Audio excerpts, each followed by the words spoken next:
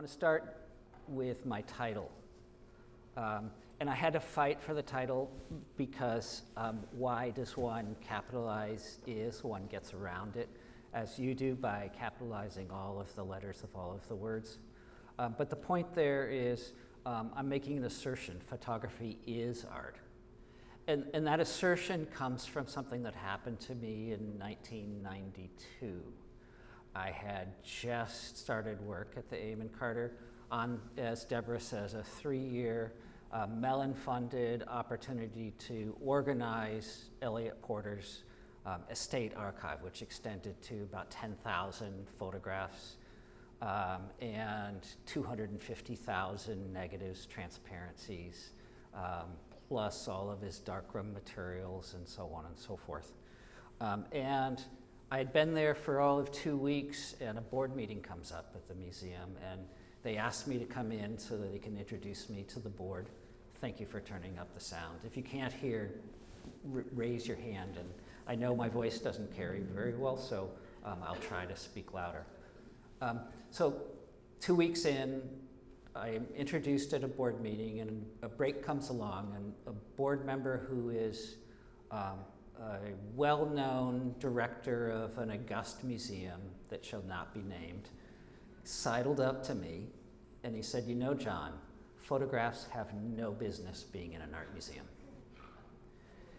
And I felt like saying all sorts of things back to him, but I was intimidated. I was a young curator, and I just said, "I beg to differ." And so that incident 30 years ago still sticks with me, in part because of what people tend to call phones. I call them cameras.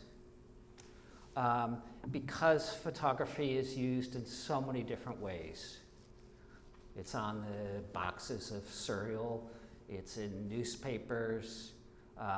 Instagram is probably one of the more recent phenomena where you could spend the rest of your life just looking at the images that get put on there. But it's used for so many different purposes that how did it end up in a museum, and what's going on? What makes the photographs that you see in a museum different? And I would suggest, just to start as a root core point, I would suggest 3 things. One is that photographs become art for me if they expand my sensibility about the world, that they surprise me and expand the sense that I have of my visual consciousness. 2, that the photographer takes some account of the materials that they use. A painter uses a brush. Somebody who draws uses a pen or a pencil or things like that. A photographer uses a machine or a camera. And if they take account of that. And the third thing for my institution, because there's so many great, just look at Instagram, there's so many great photographs to entertain us in the world. How do you distinguish those ones that you feel are important to add to your collection and add to an art museum collection? Is that they are, for us, in conversation with other people who make photographs that are interesting. And in particular, for me and for our institution, it's really about following those conversations from their beginnings of those people who said, "I don't make photographs, I make art." And let me very quickly today sort of take you along on that conversation, because it's a conversation with argument back and forth and so on. It's not a sort of straight line. But to give you just a sort of very quick sense of that conversation, and I'm going to start with this image. I'm not going to spend a lot of time talking about the artists. In this case, it's unknown, but I'm going to spend more time just dealing with that conversation. This photograph, just for reference, is one of the first photographs made in the United States. We know that by having done chemical analysis of the surface. It's a daguerreotype, so it's a piece of copper with silver plated on the front of it, so it's just like the mirror in your bathroom. And it's exposed through a camera and then developed through mercury fumes. And we sense that these are probably 2 students at the University of Pennsylvania who are going through their medical training, because they would have been the ones that would have access to the chemicals to be able to do this. This exposure is probably 20 to 30 seconds. And if you think it's easy to hold that kind of pose for that long, try holding that pose for even 10 seconds. When the French history painter Paul Delaroche saw his first image like this, his first photograph, he said, "From today, painting is dead." So what's the challenge that sets? Of course, painting is not dead. But how do photographers finesse that relationship to painting? It was a conversation, it continues to be a conversation that was grounded largely through modernism, that sense of constant change, showing something new, that sense of the avant-garde, but also a self-consciousness of how their work did or didn't fit into the medium or the display of the arts.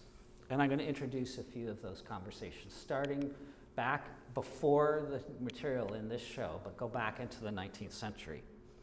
This, of course, is by Carleton Watkins, grew up in the East, went west to make his fortune in the gold rush, found that it was a lot harder work than he expected, met a photographer, taught himself photography, and went out and photographed first gold miners up and down the California coast, and then eventually worked his way to Yosemite to make images like this. But he didn't consider it art, he considered it artful, but not art. And in fact, when he sent this image to one of the many global expositions that were generally occurring in Europe and in Britain and France, where people from all different kinds of crafts and components of society sent their work to be judged and to be presented and to wow people. There's a whole art building where painters and limnists would send their work and it would be heralded and judged, chosen, heralded, and judged. Photographs went into the engineering building, and they were judged on technical proficiency and process. And what Watkins was mostly interested in was getting an award from those expositions to then advertise, to say, I can make some pretty good images to make a living. He wasn't a very good businessman. He went bankrupt a couple of times. But the point is that through the 19th century, photography really wasn't considered art in the way it is today. And of course, museums, as you know, are really a late 19th century phenomenon. So even in 1865, you didn't have the kind of culture that you're working with today. By the 1890s, photography was so ubiquitous in the United States, or in the world. We think of it as being ubiquitous today, but by the 1890s, people had gotten so used to getting their portraits made, understanding what went on in the world through photographs. They had family albums. You could travel around, and inevitably there would be a shop where you could pick up tourist mementos that were photographs. That even then they were comfortable going into a studio and performing for the camera. I don't think I'd go into a studio and show myself getting dressed in the morning. I'm impressed with this unknown gentleman for being willing to do it. But it's a reminder that the kinds of things that we talk about in the late 20th and early 21st century about performance art was really something that was occurring already in the 1890s. Generally, photography was handled, or cameras were handled by studios, by professional photographers rather than you and me. But for those people who were interested in teaching themselves photography, there were camera clubs for amateurs. All of that changed starting in 1888 when George Eastman introduced roll film. And that's the first camera that you used. You bought the camera for about $35. And loaded in that camera was a roll of film that gave you 100 exposures. You push the button there close to you on the screen, and then shifted the film to the next exposure, push the button again. There was no focusing mechanism. It was just point and shoot in the most simple way.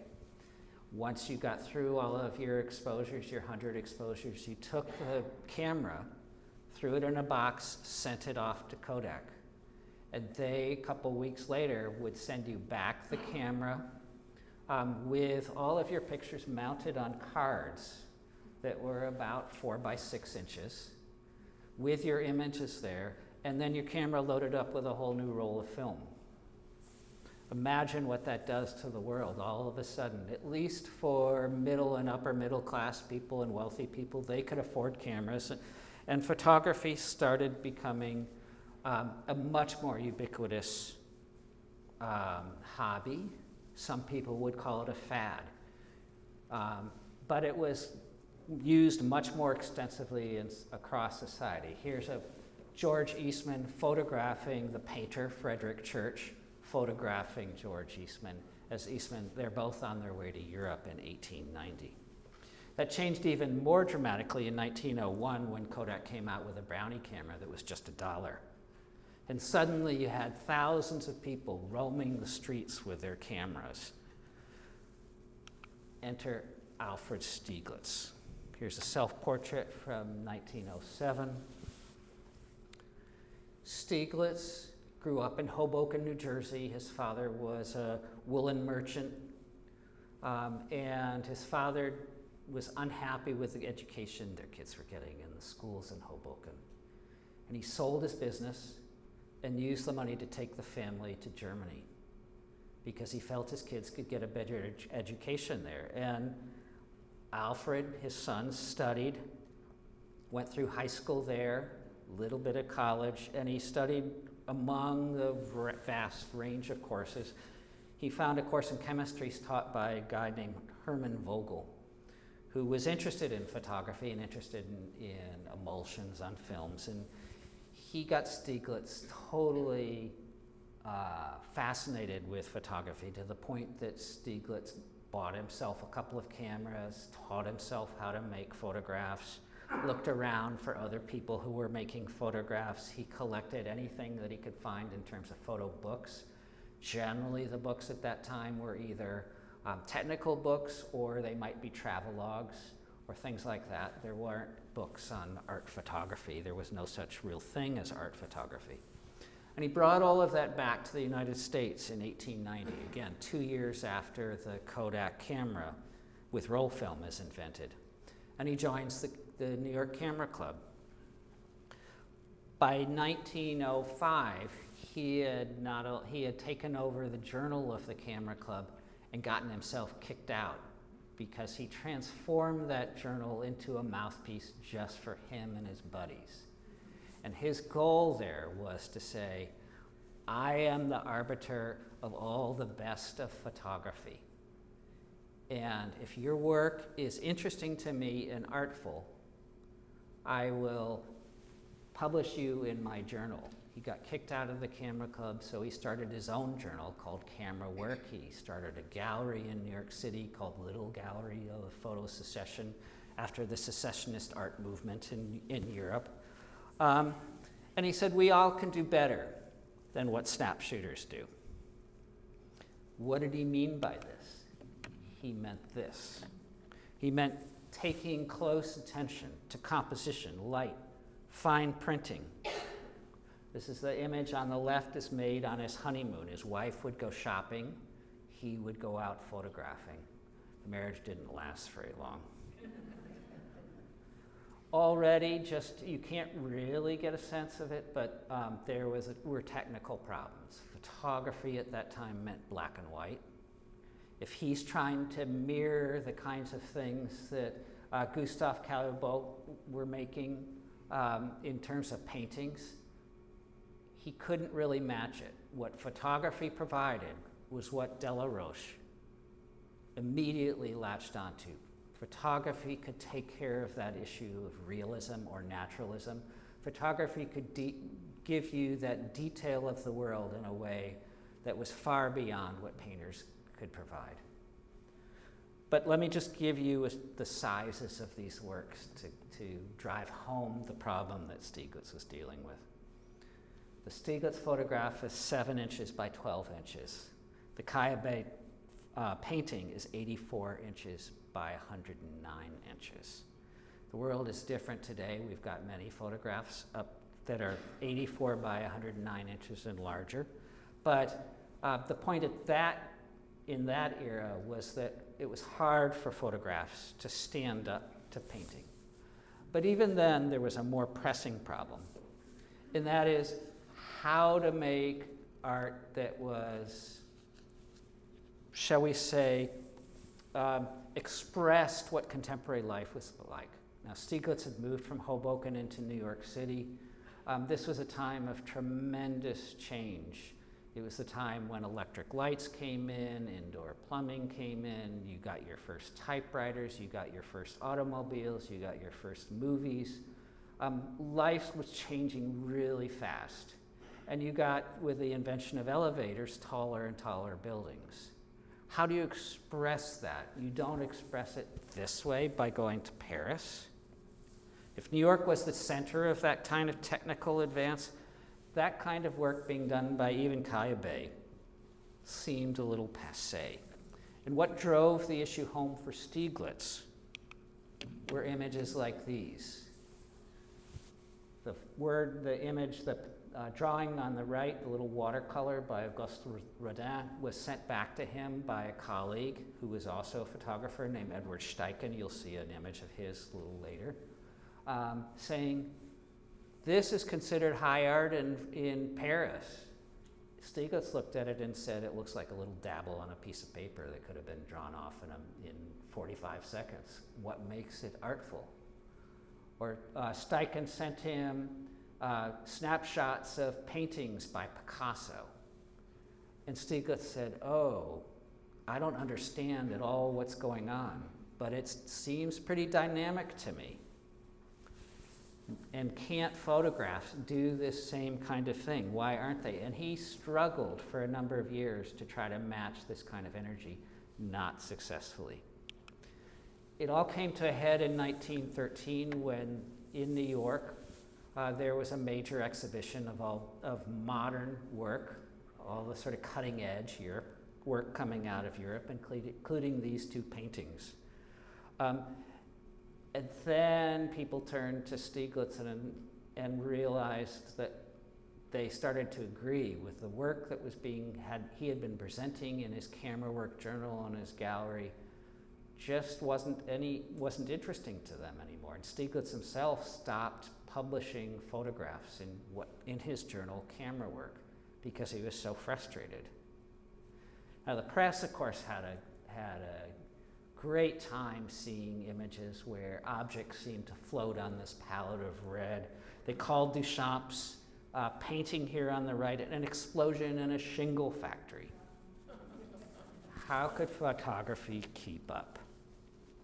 The answer came 2 years later through a native New Yorker, Paul Strand, who grew up in the sort of Midwest side, an area that was then known as Hell's Kitchen because it was really a rough area of New York.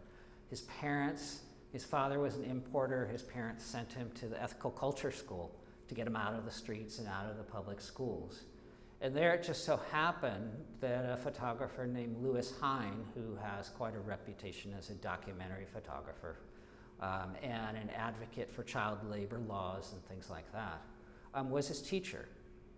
And Hine would take the class to various places around New York City, including Stieglitz's gallery.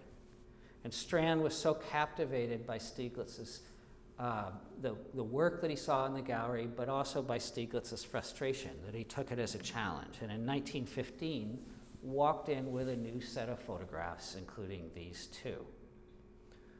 The photograph on the left certainly is New York City. It's an image taken from the elevated train. But without the horizon, everything tips much like a Picasso Cubist work. but done through the camera. The image on the right is, I would suggest, a precursor to today's concerns about surveillance.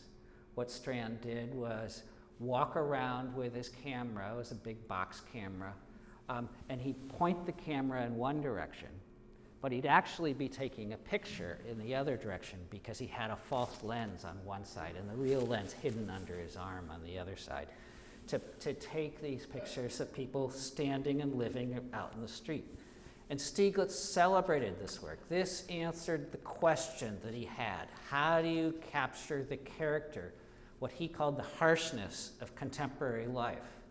Strand had done it in two different ways through these kinds of images.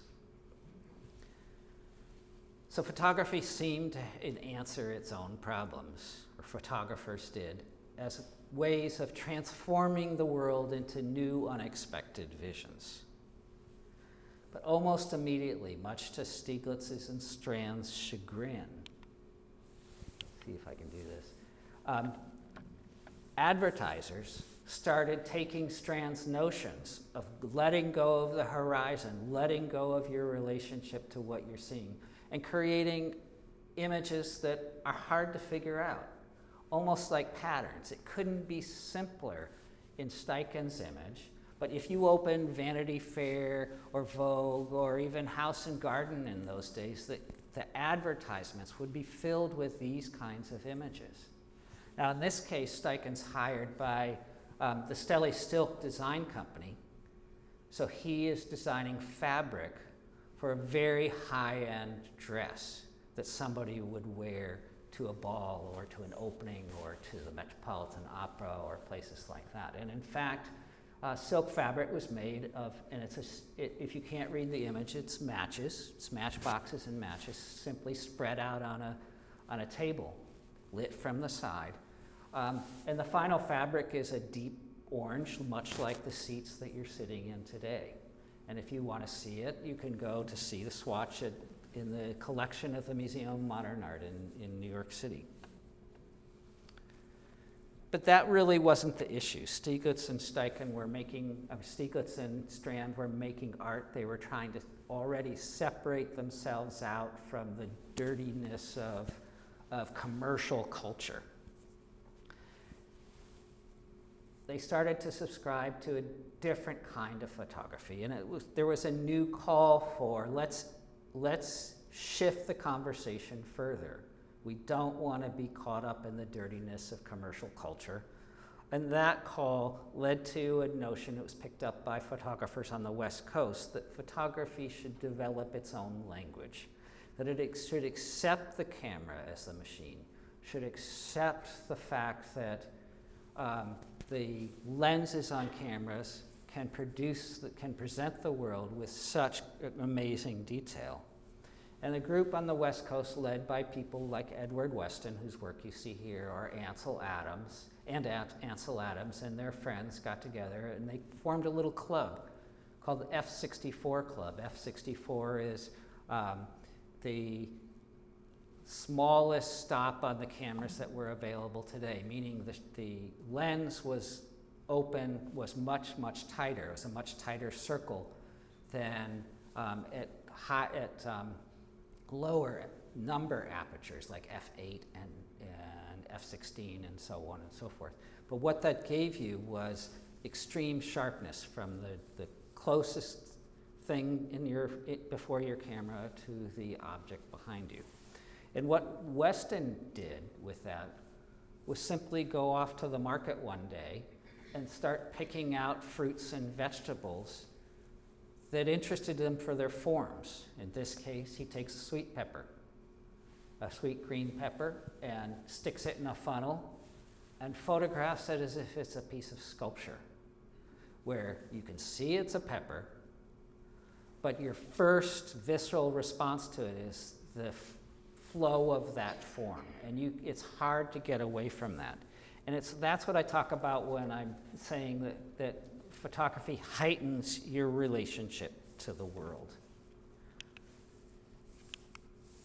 Adams had been already doing that for a few years. He had gone to Yosemite as a child and had been going there for many, many years since then, leading Sierra Club trips there and so on. And he had photographed Half Dome hundreds of times, winter, summer, spring, never getting an image that he felt. He captured the energy that he felt was there at Half Dome. And he finally came up with a solution by putting a piece of red film over his lens, basically a red filter, to artificially darken the skies.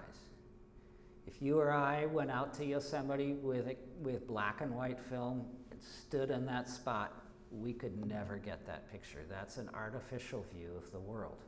But it captures, the point is that it captures the energy and the emotion that Adams felt was really there. He brings it more to the fore with his most famous image, Moonrise over Hernandez, New Mexico, in 1941, where he's taking an image at dusk. If you saw the first prints that came off those negatives, it would look like the photographs that you and I would take, where you get a good sense of the beauty of the scene. But nothing like this. He's using bleaches and intensifiers and so on and so forth to artificially darken much of the image, highlight the clouds and the gravestones and things to create this sort of magnificent view, this view that's about more poetry, poetry at least as much as the scene that you have in front of you. And Adams, in talking about this kind of approach to photography, declared, and it's a famous quote, that the negative, the thing that comes out of the camera, is the score. That's the starting point. And the print is the symphony. It's how you interpret the negative. And by that, I mean, this is not the straightforward negative. This is all sorts of manipulation. It's also burning and dodging and so on and so forth. And every photographer does it differently. And his point is every photographer should find their own language.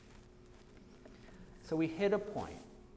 One's taken in 27, the other's taken in 41. 1936, the Museum of Modern Art's director, Alfred Barr, says, there's a lot of photography being made and some people are suggesting it's art. How does it fit among the visual arts? We should probably include it in our museum because we're a museum of modern art and design.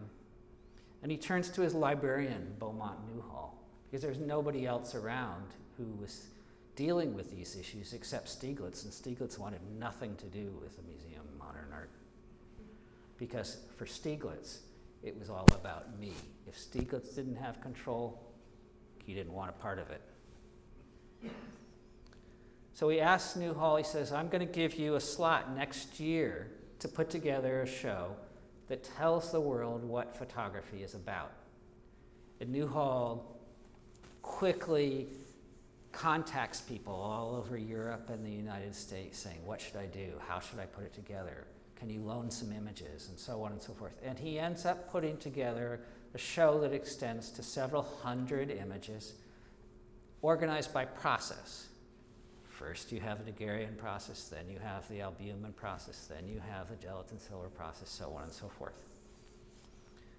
But he quickly realized within a year of doing the show that he was wrong and that didn't generate energy or enthusiasm among the art public, the art-going public.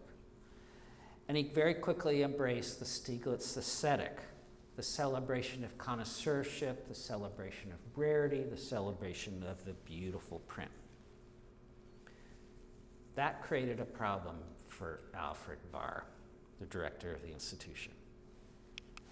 And that problem was how to build audience. You see, by this point, magazines were filled with photographs. 1936, Life magazine starts up. The Farm Security Administration and the federal government realizes the power of photography to help boost support for their projects, and they hire a range of photographers, send them out traveling across the country, Dorothea Lange among them, to make artful photographs of events going on, not only the Dust Bowl, not only the ravages of the Great Depression, but also scenes of what the government is doing to help the public. There were half-tone photographs filling books. There were talkie movies. There was a lot of photographic instigated activity going on. It just so happened that Beaumont Newhall, that had put together that first show and then embraced Stieglitz, joined the war effort right at this time. And by joining the war effort, he turned the photo department over to his wife, Nancy Newhall. And she tried to continue that practice, but she got shouldered aside by Edward Steichen, who starts out as an acolyte of Stieglitz's, goes into the commercial world. Remember the Stelly Silk image. And by this point, he's in the Navy, but he's a photographer in the Navy, and he is making all of these propaganda images. And the Museum of Modern Art allows him to do a number of shows about the war effort, one called Road to Victory, another called Power in the Pacific, where that notion of that small, beautiful print that Stieglitz and Adams and others have been promulgating is shoved aside for that notion that photographs are totally reproducible. They can be reproduced at any different size. They can be cropped at need and so on and so forth. That the photographer as an artist is not as important as the message that's given by photography. And those shows were very powerful, and they pulled in the crowds like you wouldn't believe. The ultimate endpoint of all of that is Steichen's show called The Family of Man in 1955, which traveled all around the world for years and years and years. So in 1940s and 50s, there was this debate back and forth: documentary photography or fine art photography. And on the fine art side, you have increasing numbers of people making images like Carlotta Corcoran. She goes out in Fair Park, which is a park on the southeast corner of downtown Dallas. That includes a number of other museums. It's where the Texas State Fair is each year, so it's got a sort of a Ferris wheel and things like that. And she goes out at night and just swings her camera back and forth with the shutter open to make images like this. Which way do you go? By the late 50s and early 60s, you had other people suggesting what makes an artful photograph. It's neither documentary purely or purely abstraction. Remember, it's using the camera. How do you use the camera as a tool to engage the world and engage us? Robert Frank does by taking a 35mm camera and basically shooting from the hip and going on a trip across the United States that's Guggenheim funded to sort of document what's the state of the United States in the mid-50s. And you can see horizons tipped. If you look closely at the contact sheet that's in the show, there's images that are out of focus and so on and so forth. And the end point is not that the image, it's not the score as Adams would have, it's the symphony. And the symphony for him is not a single image, but how you then select out of all the images in the world to create a sequence that tells you more than any one image could provide.